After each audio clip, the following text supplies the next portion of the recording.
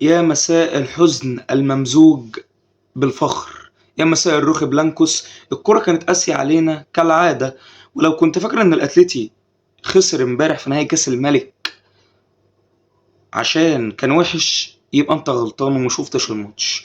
احنا عشنا ملحمة عصيبة 120 دقيقة بنموت نفسنا فيها في الملعب، بس ركلات الترجيح كالعادة برضو بتحسم، بتضيع علينا بطولة جديدة من بطولات اللي كنا قريبين ليها جدا جدا، بس بتضيع علينا بسبب ضربات الجزاء. كانت هتبقى مهمة جدا البطولة ديت لو كنا كسبناها الفترة الجاية، بس القدر كان له رأي تاني. أنا موكا كورة، والنهاردة بإذن المولى عز وجل جاي أقول لكم ليه سيميوني ورجالته يترفع لهم القبعة رغم خسارة الكاس. ويلا بينا.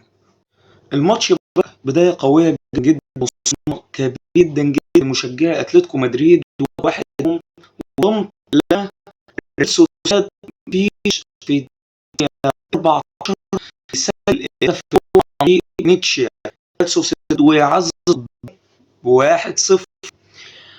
أي فريق تاني بعد الهدف ده بين كان رهيب جدا جدا. تخيل برشلونة بعدها بيومين عندك الكاس، برشلونة انت قدمت قدامها ملحمة تاريخية ودفاعية كبيرة جدا جدا، فأكيد اللعيبة هتكون بدنيا هتكون واقعة جدا جدا ومرهقة جدا جدا جدا، وده اللي بان على اللعيبة من بداية المباراة. حتى هتلاقي أي فريق كان ممكن ينهار بعد الهدف الأولاني، بس أتلتيكو مدريد شخصية تانية، شخصية سيميوني شخصية كبيرة جدا جدا جدا جدا. أتلتيكو مدريد مسك كورة وابتدى يلعب كورة صح من بعد الهدف الأولاني، ونشوف الأتليتي بيتعادل عن طريق لوكمان في الدقيقة 19 بصناعة الساحر جريزمان. ولوكمان عندي يعني كام سؤال لسيميوني. سيميوني طريقة لعبه كويسة جدا، ما اعترضتش على سيميوني. سيميوني عمل مباراة 10/10، اللعيبة عملت مباراة كويسة، بس ليه لوكمان بيطلع في الدقيقة 60 وليه جريزمان بيطلع في الدقيقة 65؟ يعني هو حرام من الكبائر مثلا لو انا قعدت لوكمان ده 90 دقيقة. حرام لو قعدت لوكمان ال 90 دقيقة، حرام لو قعدت جريزمان ال 90 دقيقة. ليه؟ برضو دي حاجة غريبة جدا جدا جدا، وعلامة استفهام كبيرة جدا جدا. عمل مباراة جدا وتقيل على الظهير ريال سوسيداد، عمل مباراة كويسة عليه وعمل مباراة جامدة جدا، لعب كورة كويسة جدا. وبالنسبة لي أنا لو كان كمل شوية كمان قبل ما يطلع، لو كان كمل حتى نص ساعة كمان، لو كان كمل حتى 70-80 دقيقة، كان ممكن يعمل حاجة، كان ممكن نشوفه جايب التعادل، كان ممكن كمان الفاريز يجيب التالت، وكان ممكن تبقى حاجة حلوة جدا جدا. بس ده رأي سيميوني، ما نفضل نتقبل آراء، هو يمكن يكون شايف حاجة احنا مش شايفينها في الملعب. الماتش فضل سخن واشتد اكتر لحد ما الدقيقة معنا قبل نهاية الشوط الاول، وتيجي ضربة جزاء لريال سوسيداد يدخل اوريال زبال ويسجل الهدف الثاني من ضربة الجزاء، ويتقدم ابناء البطل الشوالين. في الشوط الثاني سيميوني عمل شوية تغييرات انتحارية بنزول المادا وسورلوس ونيجو جونزاليس.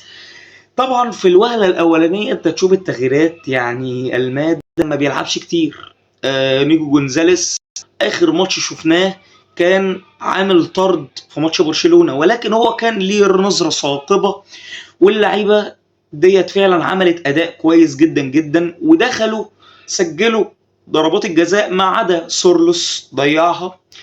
بس كويس ان هم عملوا مباراة كويسة جدا جدا. ونروح عند المادا شوية نتكلم عنه شوية. المادا لعيب كويس جدا جدا وقماشته حلوة جدا جدا بالنسبة لي، يعني لو خدت فرصة ولعب شوية هيعمل فارق كبير جدا مع اتلتيكو، بس ياخد فرص، ينزل شوية في الماتش ده، في ماتشات في الدوري، يلعب ماتش اساسي. لو فضلت تديله نص ساعة في ماتش كامل، هيعمل يعني بعد كده هياخد الضغط اللي بيستقبله بالسلب هيجي عليه بالإيجاب، وهيعمل أداء خرافي جدا جدا زي ما بنشوفه مع منتخب الأرجنتين، عامل أداء خرافي. الضغط كان رهيب جدا جدا من أتلتيكو مدريد. أتلتيكو مدريد طول ال 45 دقيقة بتوع الشوط الثاني اتلتيكو مدريد عامل مباراة تانية جدا جدا جدا على ريال سوسيداد. مباراة تانية جدا، مباراة كبيرة جدا عملها اتلتيكو مدريد. اتلتيكو مدريد حرفيا عمل كل حاجة، لعيبة الاتليتي عملت كل حاجة في الماتش.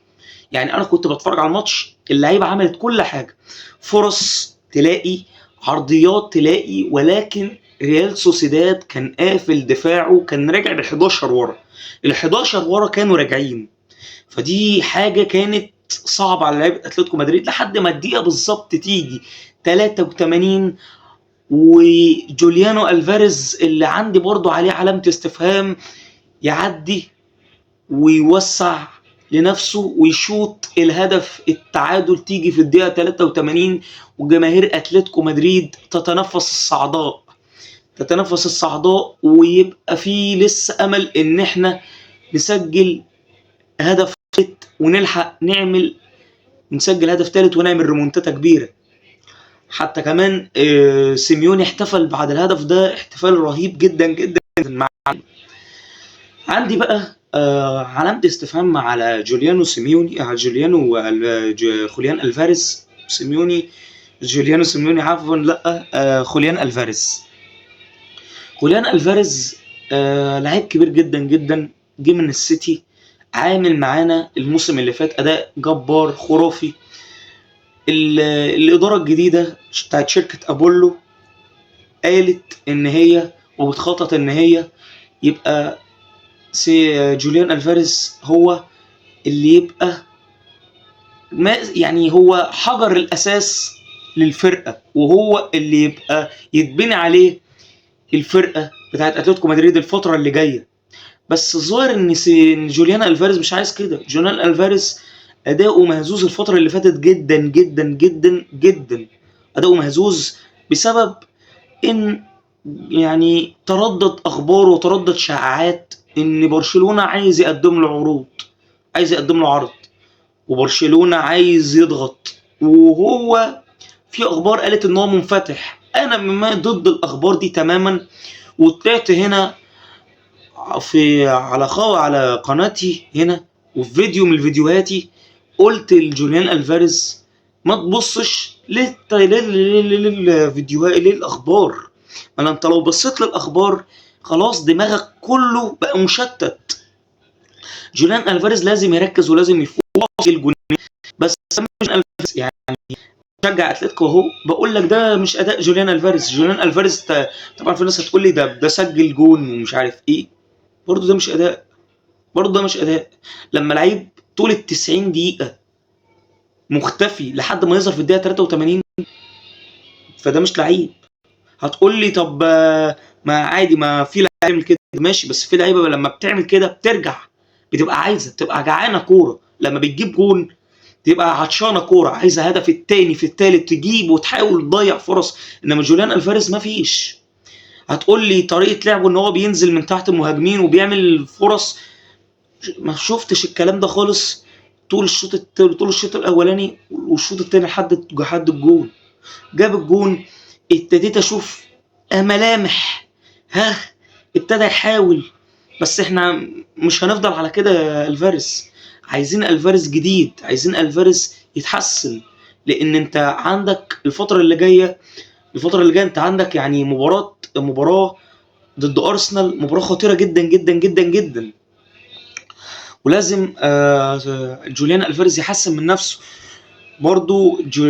برضو اتلتيكو عمل بعد الهدف ده ماتش تاني، ابتدى اتلتيكو يعلي الماتش والريتم يزيد والماتش يشتعل، ولاعيبه ريال سوسيداد ترجع بال11 ورا، واتلتيكو مدريد يهاجم اكتر، ولكن اتلتيكو مدريد ينهي الماتش خالص، والحكم ينهي الماتش ويصفر ال90 دقيقة ونروح للأشواط الإضافية.